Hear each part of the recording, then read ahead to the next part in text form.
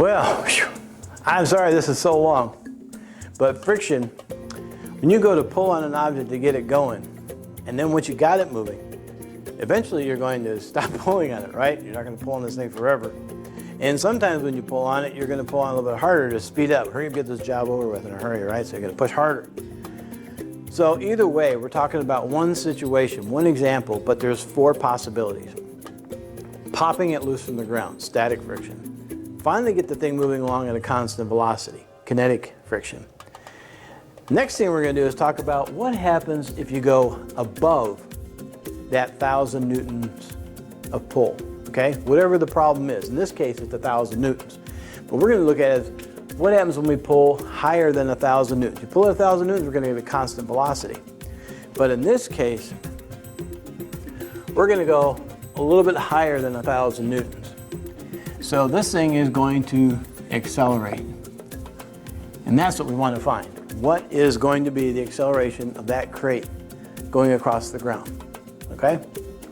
So, and then the 4th example we'll go, of course, is what happens if we go below 1,000 and things begin to slow down. We want to look at that as well.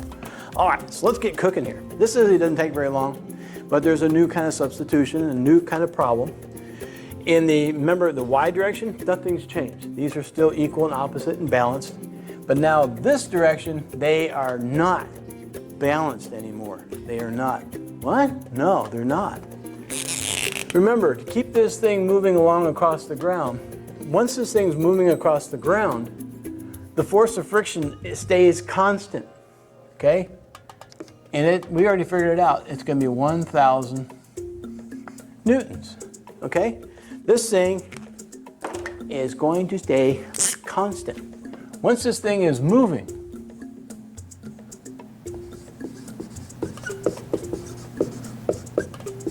okay, whether it's got a constant velocity or whether it's accelerating or decelerating, doesn't make any difference. Once this thing is moving, this force of friction right here is kinetic. I've got a little K there. Maybe I should make that darker so you can see it on the screen. Once this thing is in motion, the only friction acting on that object is kinetic friction. That's it, just kinetic friction. And in part B, we calculated that was 1,000 newtons. So that is not going to change, okay? So here we go. What we're going to do is start with the sum of the forces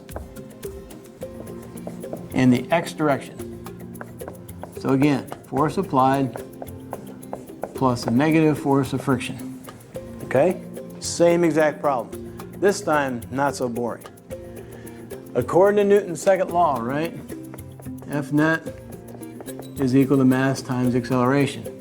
Is this thing going to accelerate? Yes. How do you know? Because these two are no longer balanced, right? Remember, unbalanced forces means that you do have a net force left over. And Newton's second law says if you got a net force acting on a mass, it's going to cause it to accelerate. And that's what we're going to find. So remember, the net force is the sum of all the forces. So this right here, that is the net force. Or basically, I'm going to substitute and put mass times acceleration in there. Okay? You've had math 2, you've had math 3. I know you know how to substitute formulas into the other, so don't sweat this, okay? It's not a big deal. So we just substitute Newton's second law, m times a, in right there because that's what the sum of all the forces are. Now we're going to plug in the numbers. What's the mass of our object? 90 kilograms. This is 90A. The force being applied is 1250. What's the force of friction? For kinetic friction, I should be a good boy and put a little K right there so I don't forget. We're talking about kinetic friction. That always stays, for this problem, it's always 1,000 newtons. So now we're going to have 90A, 1250 minus 1,000 gives me 250. Now you're going to divide by 90. And A is going to be equal to 2.78. I do that right? Let me double check. Yep. And this is acceleration, which we do have units for that. meters per second squared. So our box, crate, is going to accelerate in the positive direction. See, all this is positive over here. So it's going to accelerate that way in positive direction. So since my velocity is going that way and my acceleration is going that way, remember we talked about this. If your acceleration and your velocity are both pointing in the same direction, that means my object is going to speed up, no matter which direction it is. As long as you're pointing in the same direction, it's going to speed up. So in this case, they both just happen to be to the right. So since these two are going to the right, this thing is going to speed up, okay, at 2.78 meters per second squared. Now, let's try another, last part of this thing. We're going to drop this down. We're going to ask the same question. What's the acceleration going to be? But this time, our person, part D, is they're going to drop below 1,000. In fact, they're going to come down to 600 newtons. What happens? Now, to keep this thing going at a constant velocity, you got to keep pulling with 1,000 newtons. If you back off a little bit because you're tired, our person dropped down to 600 newtons. Well, you needed 1,000 to keep it going at a constant velocity, so now this thing should actually slow down. And it will, because look at, you've got 1,000 newtons of friction. That hasn't changed. This thing is still in motion. It's constant. Friction's still pulling with 1,000 that way. Now you're only pulling with 600 that way. Friction's gonna win, like a tug of war, right? So let's use the exact same setup. We're trying to find the acceleration again, but hopefully it'll be, should come out to be negative in that direction. Let's double check. Mass is 90. A. The force now applied goes down to 600. Plus the force of friction is now negative 1,000. So here we go, 90A.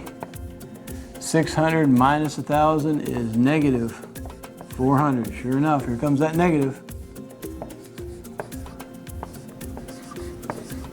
And that's where we're going to get our negative from. That's going to be negative 4.44 meters per second squared. Okay? So that means if our person goes below 1,000, then that means the friction's going to win, and this whole system is going to start slowing down.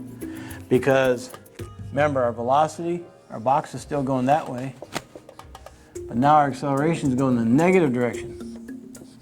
So now our acceleration vector is going to the left. And remember, when they're in opposite directions, our object is going to slow down. No matter which direction you point it, if they're in opposites, your object is going to slow down. Okay? It's going to slow down. All right. This has been great, and I'm sorry this has been so long, but hopefully you can see the math really isn't that bad. It's just a lot of tedious steps, which is why it's so important you take good notes on this. Okay? Now, right below this video listing in Canvas, there is going to be a practice problem. Very similar to this. Same exact technique, just a different story. And the story is actually